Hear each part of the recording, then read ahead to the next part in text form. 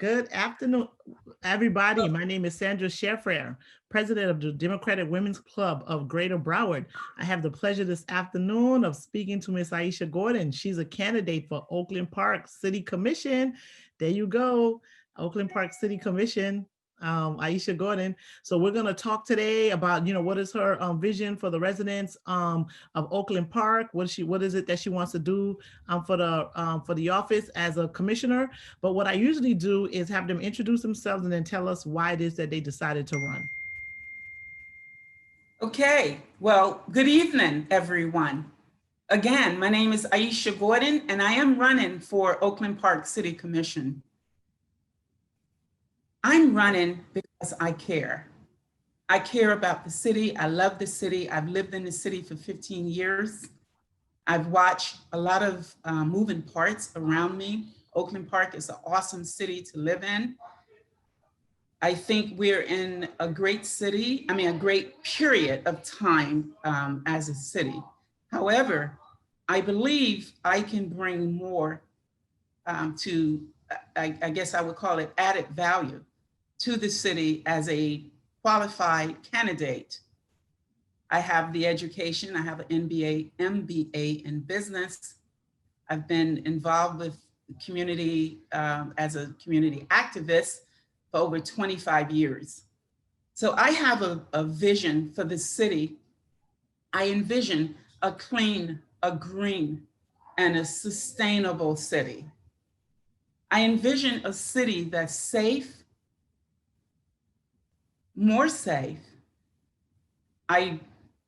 My plan as a commissioner is to engage law enforcement and also residents working together so that we can address the issues in our community.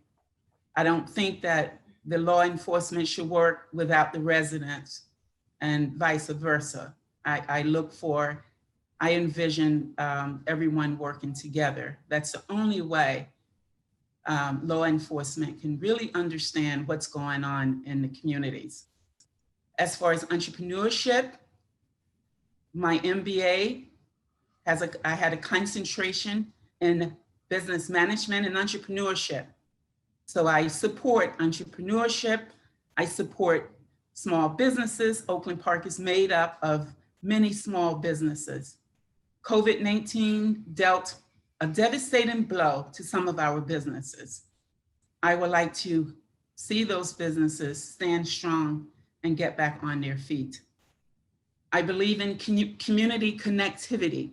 And what I mean by community connectivity is currently there is a difference, a marked difference between the east and west side of the city.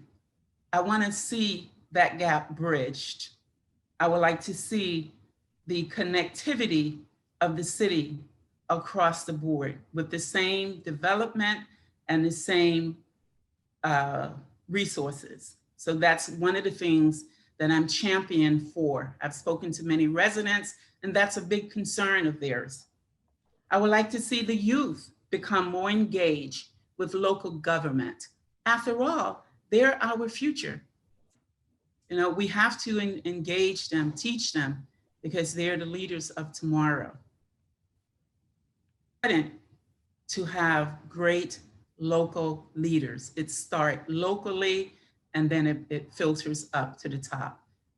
So for that reason, that's an initiative that I would take on as far as engaging youth more into local government. Senior citizens. Although the population of senior citizens in Oakland Park is not a huge population, but baby boomers are slowly but surely retiring. So we want to have a place in Oakland Park, a dedicated, safe venue for our seniors so they can go there and enjoy the activities of interest and also provide social services, when needed as well. So I've been the president of my homeowners association for the past 16 years. I consider my community a small city. So I oversee a budget, I oversee the infrastructure, of course, along with my fellow board members. But as a leader of this small city for the past 16 years, I truly believe if I was not doing what's right with respect to the residents, I would not be having this conversation about being president today. So I thank you. Yeah, so it sounds like you have some great things that you want to do for Oakland Park. You want to do introduce some environmental initiatives. I know that that's like a really big thing right now. Yes. I really think it's a great idea of the youth development programs that you want to that you're thinking about doing it, because you're right. We do need to start engaging the youth, at a young age, so they will be ready, right? They can start being, there should be civic engagement anyway at that age, right? And then, if they see how it works, and then they can also realize how important it is to be part of the decision making in their cities, because a lot of us don't know that, right? We think we live somewhere. Absolutely. And we just expect everything to work, and we don't know how it works, right? So we should be part of that process to make sure we're included in that. So you talked about some environmental green types of things that you want to do. Do you have any examples of what you want to do, or any other initiatives that you want to work with in order to try to introduce some new greener ideas to the city of Oakland Park? Absolutely. Let's start with development. Yeah. Development in the city. I would like to see more green development, more LEED certified development. That's all part of the environmentally friendly atmosphere that I would like to see. I'm also concerned about too much development. Yes. For instance, I lived in New York City. In New York City, we refer to the city as a concrete jungle. Yes. Can I tell you, I don't want to interrupt you, but I have to tell you, the first time my brothers and I went to New York, not the first time I went, but the first time I went with my brothers, right? Yeah. My brother got to New York City, and he's like, yo, this looked like Gotham City from like Batman, right? Because in Florida, everything's green, there's the trees, and you get there and it's just gray, brown, just dark. He's like, there really is a Gotham City, and it's like New York City, right? Yes. So yes, you're absolutely right. I kind of got used to it, living there. However, we have to watch development. There should be eco balance between development and green spaces. So I'm promoting more green spaces, and I'm promoting and advocating for that balance. So we have to plan carefully.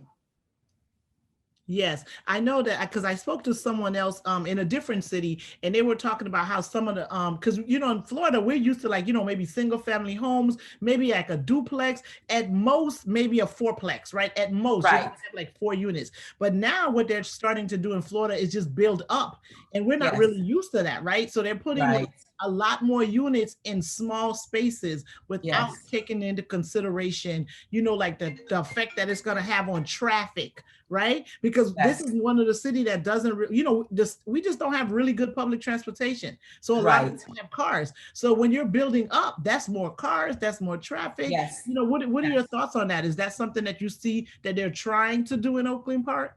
Are you guys faced with them trying to develop up also? Well, currently there is a development, and that particular development is where our city hall would end up having its home. And it's a development that's surrounded by controversy. It's an area where you have single family homes. So the development initially would be 68 feet high. So because of some changes in the plans of that development, the developer proposed a change to make it 90 feet. Now, I don't have any issue with good development. However, as we develop in our city, we have to consider the existing development. So that particular area is surrounded by lots of single family homes. And some of the residents are concerned. They're concerned of the height. They're concerned with the height of that building because it creates a shaded area. Yes. In the community. So, you know, those are that's why it's important to, you know, plan carefully.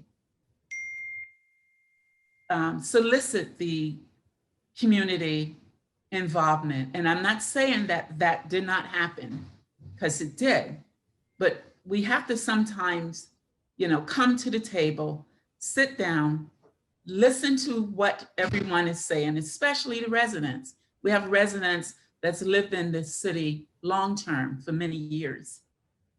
And whether they lived here long-term or short-term, we have to all work together, listen to each other, and see what we can do so that at the end of the day, as a result, we have that win-win situation. So Oakland Park is on the move. There will be development, but as I said before, it has to be planned well. It has to be well planned. So how is it that the commission notified the residents, both east and west? Because in your introduction, you talked about how there is some sort of disparity in what East and West Oakland Park are. There are some differences in that. How is it that the information that there is like a commission meeting about development or something, how is that information given to the residents? And do you think it's sufficient, or are you looking to see if there's an improved way that they can make sure that all of the residents on both sides of Oakland Park are aware of the decisions, the things that the commission is working on making decisions for the residents? Yes. I'm going to call you Sandra. Is that okay? That's fine. Yes. So Sandra, that's an excellent question, because to answer the question, the answer would be no. It should be more outreach. Definitely. How we got to the point we are today, where there is a marked difference between East and West development as far as resources, I would probably have to talk to you for more than an hour, but we are there now. So my goal as commissioner is working with other commissioners to fix this. There is notification that goes out. However, sometimes it doesn't go out to as many people as it should or as it could. There's something that residents can do. They can go on the Oakland Park website and sign up to receive notices. But we have to find a way to, again, notify residents more in advance so that they can have their input early on, and not when the project is in front of the commission, Right, ready to make a decision. Yeah, and then sometimes people have to make plans, you know, to make arrangements. If there's more of a working community, people need to figure out if they need to take a day off. If it's a family, you know, maybe they have young children, they need to maybe make some arrangements in order for, you know, for their children, in order for them to go to those commission meetings. And I wanted to ask another question on this, in the same vein though. What is the makeup of Oakland Park? Are there a lot of people from the Caribbeans? Because I know, like, my mom lives in Miami, and Right. my mom doesn't get her information from signing up for internet, right? Like, I don't even know if she has internet in her house. So, but she listens to like Haitian radio, for instance, right? Yeah. Maybe if they send something. So I don't know if Oakland Park is one of those cities where they do have like maybe a significant Haitian population that's a voting bloc that would like to have some say. So if you really want to get the information to them, I don't think telling them to sign up to get an email is the most effective way to communicate to that population. I agree. That's where the additional outreach comes in. Certainly put it in different languages. And to answer your question, yes, there is a Caribbean population. I've met with Caribbean people. That's part of my makeup. So yes, I've met with the Haitian community. I've spoken with people in that community, and they have expressed some of their concerns. So with that additional outreach, we can have that information translated into Creole or Spanish, so that we can capture, that audience. It's important. Absolutely. That's the diversity in our city, the demographic makeup as well, we have to address. Absolutely. You mentioned also in your introduction about, Oakland Park being a city that has a lot of small businesses, and there are a lot of cities like that. They have small businesses, and small businesses a lot of times is what push the economy. And, like you said, with COVID-19, it's just not the same. Everybody is having a lot of people are hurting. Is there anything that you think the city can do, the commission can do to help try to bring some of these small businesses back? And then the ones that were able to stay, to help them continue to be part of the city? Is there any program or initiatives that you know about that the commissioner might be able to do to help some of the small businesses in the city?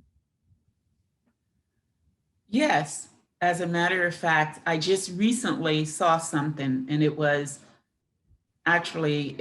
on the Oakland Park website, and it's a link specifically geared towards small businesses, so they can go in and apply for CARES benefits. CARES, that link has been provided to small businesses. So that's one of the initiatives coming from Oakland Park that I just recently, I saw this within the past couple of days. So I think that's awesome. I am familiar with CARES, and I know small businesses, I know personally outside of Oakland Park who's taken advantage of the CARES program. We just don't know what it's going to look like, Sandra. We don't. We're still, sort of in the middle of this whole COVID-19 pandemic. So each time we seem like we take a couple of feet forward, we end up, backstepping until we start to move forward, rapidly, safely, and hopefully at that point we can assess, what has really taken place. And what you say is really important. And that's why I always I tell people that how important it is for them to worry about their local officials, worry about the people that's going to be making day-to-day decisions, right? Yes. And, we're in an election cycle, and early voting starts on Monday, October 19th. People are doing vote by mail. If you don't mail your ballot by tomorrow, I really suggest that you go drop it off to an early voting site and not continue to mail your ballots in, right? But it's important because we have a president who seems to not believe in wearing masks, even though all of the science is saying wearing masks is important. We have a governor in our state that's, following the ways of the president and telling people not to wear masks and, basically endangered. So that's why when and they're making decisions that are I think are contrary to what it is that people, that's the best thing for the residents of the state of Florida. So that's why I think in each city, they want to at least have a commission that's going to do the right thing for them, right? Because it seems that we can't rely on the federal government to do the right thing. We can't rely on the people that we send to Tallahassee to do the right thing. So you need to at least have some local officials that have some sense, right? That's going to do what's best for the residents of their city, right? And if you have a business background, funding is going to be affected. The government don't want to give us any, the state don't want to give any. So you need somebody, at least in the city government, that can manage what they have in order for them to make sure the city gets all of the things that they need. What are your thoughts on that? What is it that you think? I mean, do you agree, or what do you think in terms of what it is that how to explain to people how important it is for them to make sure they put the right people in these seats to make sure that they get at least some resources, or at least they have someone that's fiscally responsible to make sure that the city gets the things that they need? I agree wholeheartedly wholeheartedly. It is important, it's imperative, it's dire, it's necessary to make sure those people that you elect in those local seats that's leading your city are the right people. Right people, not just because of, who they know and what they know. Because there is a saying that always stick in my mind, and it goes like this: people don't care about how much you know until they know that you care. Right. So it takes a caring person, someone who's concerned, someone who listens, someone who's connected to the people. I listen. That's important. It is so important that people really pay attention to the local officials, because we are the ones, and I'm saying we as if I'm on the dais already. Yes. Yes. Speaking that language. And let's Because- let people know that they can vote for 3 commissioners in your Right. region, right? Yeah, I think Yes. it's 7 on the ballot, and they can vote for up to 3. They can vote for up to 3 because there are 3 seats available. 1 incumbent seat and then the 2 others. So yes, because the decisions that we will make as commissioners is going to directly impact the locals, our residents. And like you said, Better this be is not sure. a popularity contest, right? This is not a Not. popularity contest. No. Just because you like them and they're popular doesn't mean Yeah. that they're gonna go there and do the right thing for the residents. Exactly. Because sometimes people spend too much time focusing on being popular and folks like them, and they end up not doing what's the best thing for everybody involved. So it's not a popularity contest. The other thing that that I tend to ask about too is that COVID has really changed our lives, right? And I'm not sure what the makeup of Oakland Park is in terms of rentals and homeowners. There's been a moratorium on evictions for people that were renting, that lost their job, that couldn't pay their rent. Do you know, because that's going to look really scary in a couple of months, because I don't think they can have this more, or at least we don't have an administration that's in place right now that wants to have this moratorium forever, right? So it seems like it's going to come to some sort of end like in a month or 2.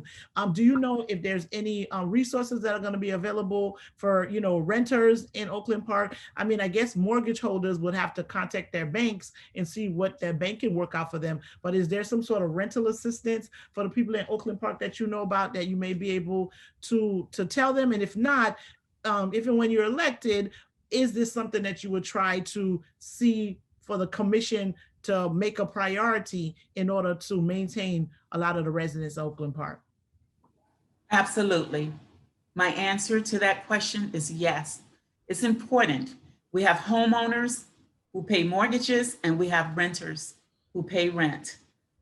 Do I know of a specific program that's geared towards helping rentals?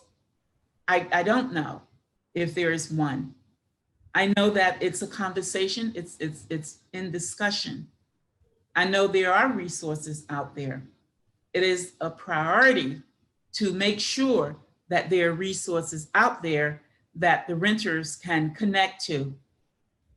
I visited a residential rental complex recently, and I was so disturbed when I left that community, because not only, these people are paying their rent for the most part. Mm-hmm. It's not about them not being able to pay their rent. It was the conditions of that neighborhood. So they called on me. They wanted me to come out and see what was going on. And when I saw that, as I said, I left with a very disturbed heart to see that there was the rat infestation in that community. And I know that the landlord can do better. And these people are continuously paying their rent. So in addition to the economical standpoint of making sure renters are able to pay their rent, there are other aspects of the whole rental situation that I plan to address. Yeah, and that's important. Everyone, I want to, if you own a complex in this city, you should be accountable, take ownership, and be responsible.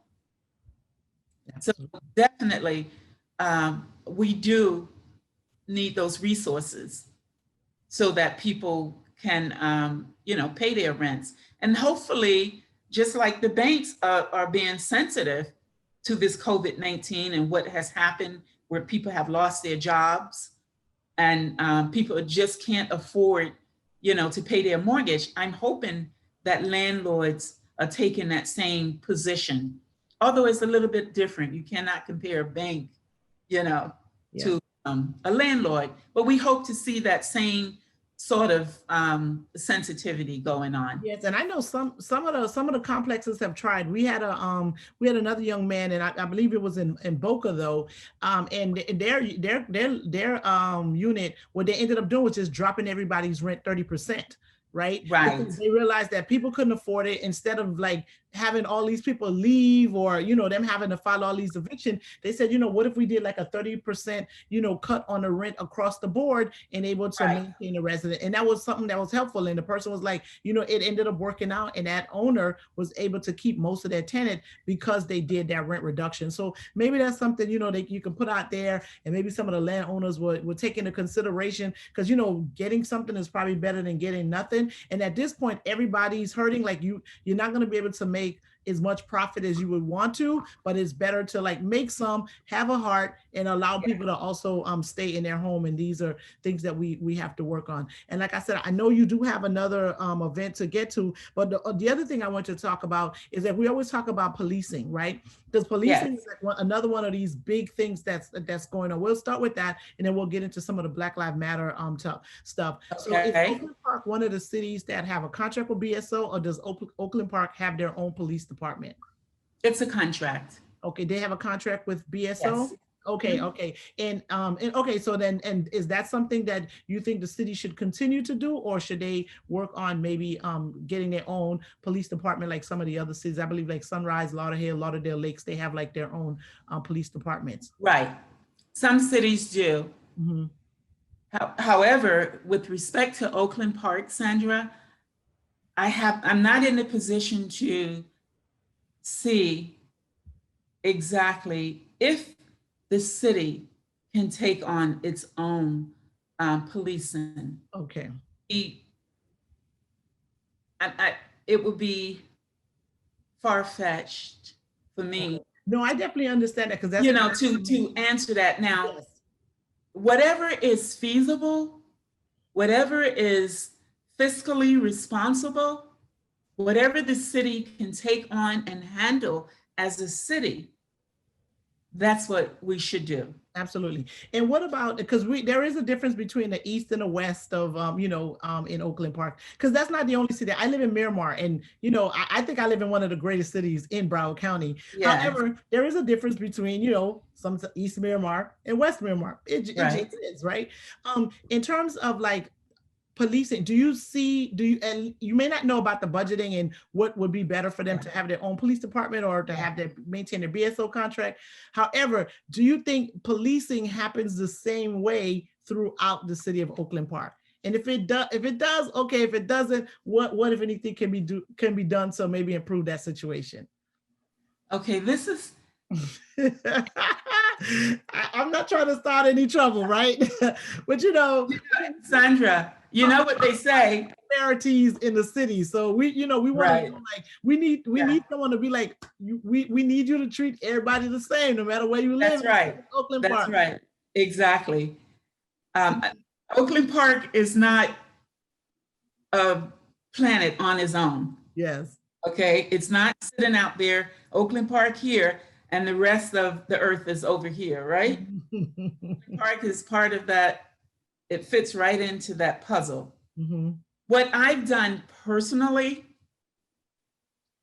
is there are officers who are designated to act as liaisons. They're liaisons between communities and the city. That's awesome. Mhm. I've engaged officers. I happen to know a few of those, at least 3 of them. Mhm. Them has worked with our association in our neighborhood, because although I'm the president of my association, whenever there is an issue that impacts all of us, I get all of the other neighborhoods involved. We work together. Mhm. I think I told you something about a street that was open. We had that Yes. off camera conversation.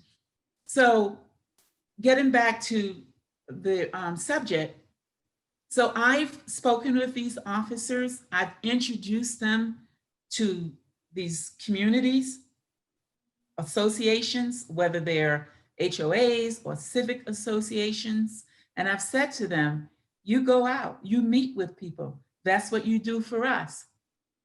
When we have our meetings, you come out, you give us a report of what's going on in our neighborhood.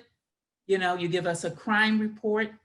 We tell you what's going on in our neighborhood. So we have that collaborative conversation between the residents and law enforcement. So you get firsthand, you get to know firsthand what's going on in our neighborhood. So when we have that conversation, that dialogue between the two groups, you're able to directly address what's happening in our community. I think that's a start. That's awesome. That's really important because, Okay. especially that you get to know the police officer in the neighborhood, Yes. and and the Yes. police officers get to know the residents, right? Yes. With the exchange of information, you guys can help Yes. each other, right? They know what's going on. Yes. They know what your concerns are. Because Right. sometimes some cops, they come like, well, we know where the problem is. No, sometimes you need to hear from the resident, because Right. something that they may think is an issue, like the residents aren't worried about that. They're like, listen, we got bigger problems. We need y'all to deal with Right. this. But Right. ultimately, what I think is important, and it's awesome that you're saying that, is that they are engaged with people in the community, because at the Yes. end of the day, you realize that we're just people. Everybody just wants to be in a safe place, right? Right. Where you can Right. humanize someone, it definitely develops like a better relationship. So it's great that you guys are engaged with law enforcement in your community and working together collaboratively. And that's what you need, right? People need to Yes. know the police officers are there for them, and the cops need to Yes. know, like, sometimes they may need help from the residents, and they may be Right. able to get that, and they can work collaboratively to make sure that their city remains a very safe place to live. Yes, definitely. So we talked about small business. We talked about what we're gonna do for, like, renters and some homeowners programs, development projects. You have a great idea for a youth program that you want to start Yes. in there to get people Yes. more engaged. And Mhm. but then we do have a question that's on Facebook, right? And Okay. we want to know, like, whether or not you would they want to know, first of all, do you know if Oakland Park has adopted a statement on Black Lives Matter, like a resolution on Black Lives Matter? And if they haven't, is it something that you'd be willing to introduce as a commissioner? I'm going to answer the first question first. Okay. Thing first. You can add either, whichever order, whether or not Okay. you introduce one, or Okay. if they already have one on Black Lives Matter. Yeah, I became a sort of a Dr. Stephen Covey fan. Okay. The Yeah. 7 principles. Yes. One of them is first thing first. Yes. I get out of order, but I. No. However, yes. Yeah. So to answer the question, absolutely, it is something that I will be more than glad, excited. It's necessary to introduce. I'm going to say again, Oakland Park is not its own planet. It's a city with less than 50,000 people. And the same concerns we have with every city in this country. I can't say Oakland Park is totally exempt from, those situations. Yes. I didn't say that at all. However, is there a program adopted for Black Lives Matter? I'm going to answer that question, and I'm going to simply say, not to my knowledge. Okay. I don't think there is a specific program that has been adopted. However, I stand to be corrected if there is. Okay. All right, yeah, and so you because they were asking also about like the need for police reform, but you've already talked about the type of relationship that your HOA and other communities in Oakland Park have with the police officers. Like you've gotten to know them and you guys work collaboratively. Okay. And Sandra, may I say this? Yes. That's just a start. Yes. That is just a little minute step towards solving the big issue. Mm-hmm. But you start one step at a time and you build it up. And it can be started across the board in many cities. My brother wrote this, it's a plan that he wrote. He lives out west. So what the plan, he sent that plan to me and I wasn't able to read it in its entirety because I read so much of so many things, but I'm going to sit down and really read that plan. And it's called Bridging the Gap. Mm-hmm. Okay.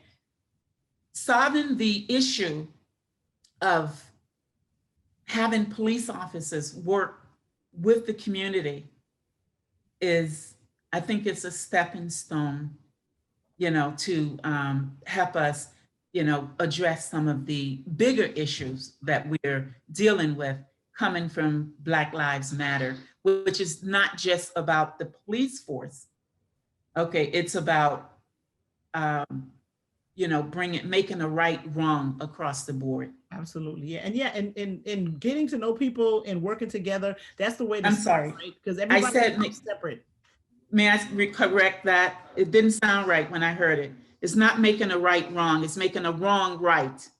Yes. Addressing all of the wrongness across the board and make it right. So, starting locally is just a stepping stone for that. Yeah, and it's important that the local elections are important. I always, one of the reasons why we started this whole thing was to make people aware of the down ballot candidates, letting them know how important it is to vote for the down ballot candidates. Everyone always think top of the ticket. No, local officials are the ones that's making decisions about your everyday life. And we've had examples, and we're living through the fact that we have like the top of the tickets that are not trying to do what's best for the locals and residents of these different cities, right? So we definitely need to make sure, and if there was no other time that you needed to make sure that you have the right type of people in your county government, the time is now. The time is absolutely now, because they're going to run into all kind of budget issues that you need the right kind of person to put together. There, for instance, one example is the president is trying to get rid of critical race theory, saying like there's no institutional racism, he wants to get rid of implicit bias training and all of these different things. And it's like, no, we saw what happened in Minnesota in May with the death of George Floyd, and all of the eruption and the protest that has been going on all that time. That means that there's something going on that we need to address, and we need to talk about it and start working through it. Ignoring it and act like it's not a problem is not going to help anybody. It's not going to help anybody. So if you're not going to have the people that are on the top of the ticket willing to address these issues, you want to have the right people in the local offices that's going to not only start the conversation, start putting in programs and taking action steps to make sure that everyone's safe and that people are living in these great cities. We love living in Florida. I love living here, right? I love living here, and you want to make sure you have people to continue make you happy about living here. Because there's sometimes I'm just like, I need to get out of the United States. This place is crazy, right? But no, we love living here, and maybe they're crazy on the top, but if we got the right people in our local area that's taking care of us, we're gonna be like, okay, we're here to fight another day to just make it better for everybody, right? Yes. Mm-hmm. All right, so we're running short on time. I want you to let people know how they can get in touch with you, how they can donate to your campaign, how they can volunteer. We were like 19 or 20 days out Yes, from Election Day. Early yes, voting starts on Mondays from October yes, 19th until November 1st. And it's going to be yes, from 7 to 7, right? Like it's going to be yes, all day. Like during the primaries, I think it was 10 days. The hours were a little different, but right. now it's going to be from October 19th to November 1st, 7 a.m. to 7 p.m. Okay. So That's that means you're correct. going to be out there all day, every day, working Yes, 14 days straight. So you right. help. That's right. That's right. And I'm ready to do that. Yes. You know, I'm on board. Okay, all hands are going to be on deck. They can reach me at I'm on Facebook, but also my website is Aisha, Aisha Gordon, GORDON.org. Not only can they learn more about who I am, they can also donate on that site as well. Excuse me, I have a phone number, Sandra, that they can call me at any time. That number is 954-800-5817. My email address as So that well, was 954-800. yes, 5817. 5817. Okay, y'all heard it. And your email. It's Gordon. My email is on the website, Okay. and they can, yes, my phone is open. Sometimes people call me and they, you know, they say things like, hello, I would like to leave a message for Miss Gordon. And I said, you have her. And they're like, what? Yes, this is her. I had Yes. a couple calls today. I'm not saying that, you know, I can respond to every call, but call me. If I don't respond today, I'll respond tomorrow. That's Okay. public office. AishaGordon.org. 954-800-5817. That's correct. Facebook. What about Instagram and Twitter? I am on Instagram and Twitter. My Instagram and Twitter accounts are at Gordon for OP. Can you see that, Sandra? Yes, I can see it. Specs. Can you? I see it. I see it says the clean, green, sustainable vision commitments. Maybe it's on the bottom of the page. I see you got the entrepreneur and small business. Up a little more. Go up. Up. Yes. All right. So we got she got some projects going on. Go up a little bit higher, and I think it'll be on the bottom. So she's doing a lot of stuff. She got oversight. It's a whole bunch of things going on. You got to check out Aisha. So vote Aisha Gordon. Go to AishaGordon.org is the website. Proven constructive leadership. You know, we got to check her out. Aisha Gordon for Oakland Park City Commission. Okay. Yes. All right. Sandra, it's been such a great pleasure meeting with you. I thank you so much. This has been an awesome experience, and I so much enjoyed speaking with you. Yes, absolutely. Absolutely. All right. So AishaGordon.org. She's on Facebook, Instagram, Twitter. If you go to the website, there's a button to donate. And also, what about volunteers? Is there like a thing to sign up to volunteer? Yes, I am in dire need of volunteers. Can you see that? This is behind me. Yes. And it fell. Sorry. Okay. That was my backdrop. Let me see it. And it fell. So can you see that? Anytime you see these colors, that's me. Okay. It's all over the city. Yeah, so you're Gordon. Hold it up a little bit because I think I saw it. Gordon for OP. Yes, that's the Facebook, Instagram, Twitter is Gordon for OP, not the left. So GORDONFOROP. That's her handle on Facebook, Instagram, Twitter. She says vote for her by November 3rd, 2020. That's the last day to vote. That's the last day to vote. We need you to start early voting on October the 19th. Yes. Do it up until November the 1st. We're going to have a day off on the 2nd. And on the 3rd is the last opportunity you have to vote for Aisha Gordon. That's right. Yes. Okay? Yes. Yes. Thank you. And I do need volunteers so they can reach out. Call me on that number, 954-800-5817. Yes. So she needs volunteers. I need volunteers. A day for 14 days straight. She needs y'all to go pass out some signs. Pass out some signs, stand at the polls. That's right. Are they gonna at least get a T-shirt out of the deal? Absolutely. They get a T-shirt. Absolutely. And they'll get water, Mhm. a snack. You're gonna get water, snack, and a T-shirt. And That's right. you have somebody on that commission that's gonna work for the people and that's ready day one, not one day, right? Yes. Because we need people that care. In Yes. these seats. We need people that care in these seats because we already have two people that's on the top of the ticket that don't care. So we need the people Right. in the seats to care about us, to get us through, this whole COVID situation. And then we'll right. the leader of the state of Florida in November 2022. Yes, absolutely. So we're gonna revisit. Absolutely. Thank you so much. Taking notes on that record. Yes, absolutely. Yes. This is it. This is a very important election. And people understand that this is a nonpartisan race. This is a nonpartisan race. It's a nonpartisan race. Yes. That's correct. Yes. And Oakland Park is a nonpartisan city. Yes. I get people asking, and I have to remind them it's a nonpartisan city. Right. So it's just figure whoever is gonna go and represent your interests in the best way. That's who you vote for and put on that commission seat because it is a nonpartisan race. That's right. And hold their feet to the fire. Yes. Hold them accountable.